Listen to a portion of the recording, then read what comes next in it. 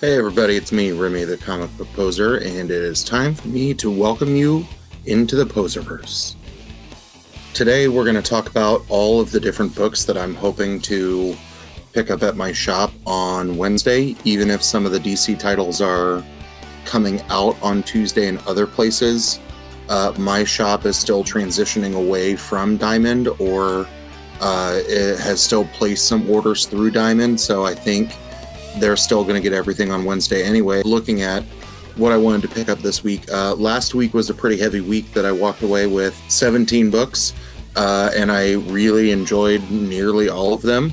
And you can check out the blog, comicbookposer.com, to see all of the individual reviews I wrote of books last week, or you can check out this link to look at my definitive rankings video where I talked about my 6 books from last week that I really enjoyed, that if you missed out on them, you should add them to your list on things that you want to pick up when you go to the shop. So without further ado, it's time to see what makes the list for this week.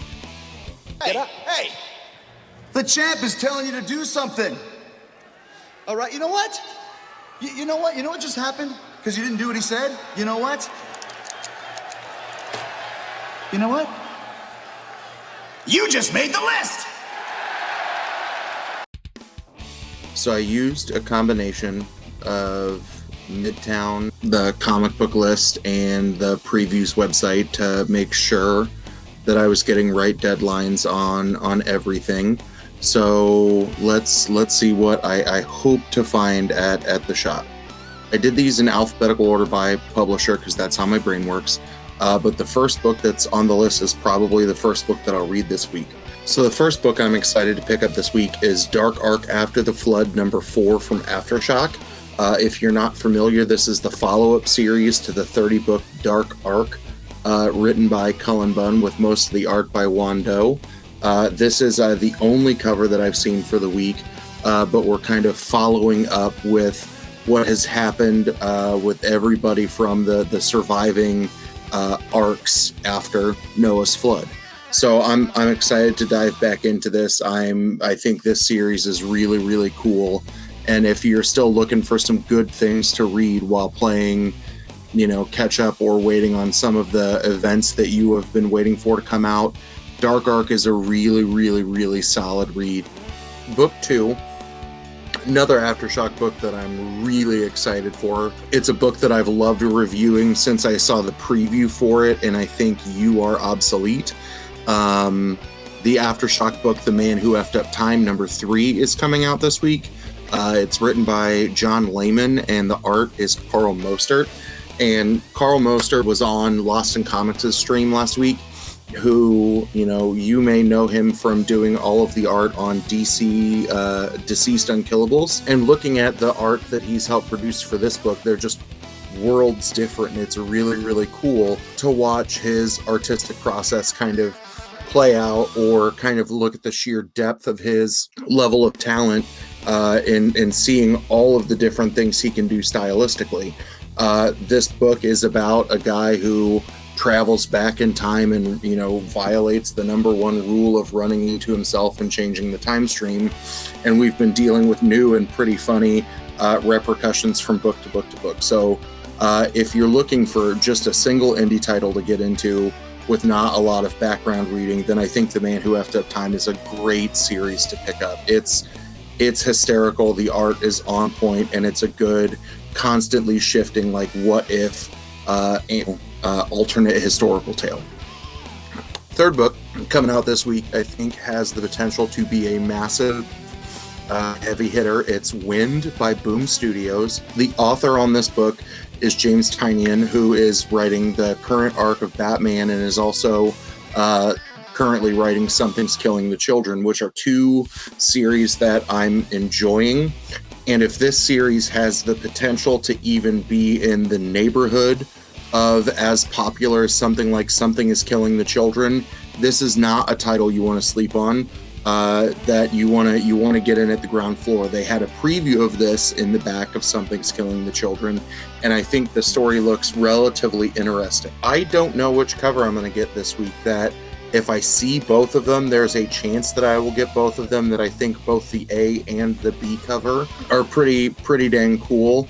And if I'm looking for a copy to hold on to forever, and then a copy that I may be willing to part with, if there's someone who missed out on the series, then having the A and B cover in this instance will be nice. That I don't always variant hunt or, double cover up, but I will be guilty of talking about 2 titles this week where I think I might pull multiple covers, maybe because the book could be hot in this instance, but also because I think the cover is just really cool and I want 2 of them. The first DC book of the week is the much anticipated Death Metal. It's a 6-issue miniseries with Snyder and Capullo at the helm.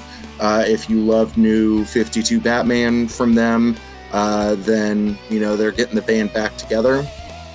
I've been honest that I didn't read, Metal. I don't know if I need to know what happened in that storyline to get it together. But I'm going to check out Death Metal number 1. This is the A cover. There are a lot of cool covers this week coming out, so I honestly might just, run by the eye test when I get to the shop on Wednesday, or really see which one has been pulled for me by Jason when I pick up, my stack when I show up on Wednesday. This is the next big DC event that, I'll at least check out, and it's a minimal investment at only a 6-issue miniseries, so I'm not worried about being pot committed on a 12-issue series or longer that I might just keep guilt buying more. The Flash Annual number 4 is the next book up. I don't own any Flash Annuals. I've talked a couple of times about how much I like the Flash, or have been getting into the Flash, since we know that Williamson's days are numbered in terms of issues of the Flash that are left. I'm going to pick up and enjoy the annual, and I think that kind of rough, sketchy cover, in addition to a lot of the soft, kind of pencil-y looking colors and not a big flashy like glossy ink, that's kind of cool to me to see on a cover. Another DC book that's up this week, I've hopped on the Green Lantern bandwagon as well. You've heard me talk about every book that has come out in season 2. You're seeing the A and the B covers, and I really think they're both cool, but this isn't an instance like Wind where I'll try and pick up both covers. That I like both of them. I'll probably end up with the A cover, which is the what looks like the gold baby on the left, but I also kind of like the Green Lantern standing in the skies with ominous clouds behind him. I think both of those are cool, and I would be happy with either one of the covers. Another book I don't know how many of y'all have gotten into is the DC Black Label series, The Question, The Death of Vic Sage. This is the 3rd book in that series to come out, and I can't remember how many it is, but it's written by Jeff Lemire, and there are a couple of really talented artists on it as well. It's been a cool dive into a character that I didn't know a lot about starting with, but reading what Lemire's done with The Question has made me go back on, my DC Universe subscription to look at other prominent runs or uses of The Question, because I think the character is quite intriguing and quite interesting. The second title this week, where I know that I'm going to try and aim for both the A and the B cover, is Strange Adventures. Strange Adventures number 2 is finally coming out. I really liked the 2 different covers from book 1. I like the duality that you see from each of the covers, that you see Adam Strange internalizing things differently on each cover. So I think even though this is, I think, a $6 book, I may be guilty of trying to pick up both covers for every book that comes out, just because I like the play between this. The other reason why I'm really excited about Strange Adventures is on the podcast, when Jason reviewed Strange Adventures, I hadn't read it at the time he talked about it, and some of his critiques were Strange Adventures felt like Mr. Miracle kind of rehashed with a different character, and at that point I hadn't read Mr. Miracle either. So I've done a little bit of my homework, right? I read and loved Mr. Miracle very early in the quarantine stages, So, and I've reread book 1 of Strange Adventures in anticipation of picking up number 2 on Wednesday. So I'm excited to see if, I still think this book is, interesting and different and tells a new tale, or if some of Jason's criticisms that it feels like Mr. Miracle 2.0 are true. So either way, I'm excited about this book. The 3 folks on this book have delivered every time that I've seen something from them. I'm not in the camp of people who are unhappy with what Tom King did with Batman, so maybe I'm just becoming a Tom King stan and I'm envious of his beautiful bald head and that sweet, sweet DC hat. The next book up is from IDW. I think this is my only IDW book this week. It's Dying is Easy, number 5 of 5, and it's a Shit Talk Holmes story. This is written by Joe Hill, the Joe Hill of the Hill House books, of Lock and Key, of all of the horror work that he's kind of, broadened or the variety of horror works that he's, created under his Hill House umbrella. But this is a tale that's kind of a screwed up detective story gone wrong. So imagine Rosenberg's run of Hawkeye, where he's just kind of the random dude where everybody kind of doubts his ability, yet he can still do things fairly adequately. That's kind of what's going on in Sid Holmes's life, that he's just kind of a colossal F-up, but he magically kind of dumb lucks his way into solving a lot of his problems. So I'm interested to see what happens in this last book. And I don't know if it's been renewed for another one, but I know in tweeting my review to the last Shit Talk Home story, Joe Hill actually responded and said there are more plans for the character in the future. So I don't know if that means we'll see another arc, but if that were the case, then we wouldn't see it advertised in previews and on retail websites as 5 of 5. So I'm excited to see how it all wraps up. I like these covers. I think they're kind of funny, and this is just, another good bit of parody or weird over-the-top action that I kind of like to change from a lot of the gritty, dark crap that I... Speaking of gritty and dark, the next book that I'm excited to get is Family Tree number 6. Again, it's Jeff Lemire at the helm. This is the first book of the second arc in the story, where we start to figure out how we get into this a boreal apocalyptic world that is established in the first book, and it shows back up at the end of book 5, right?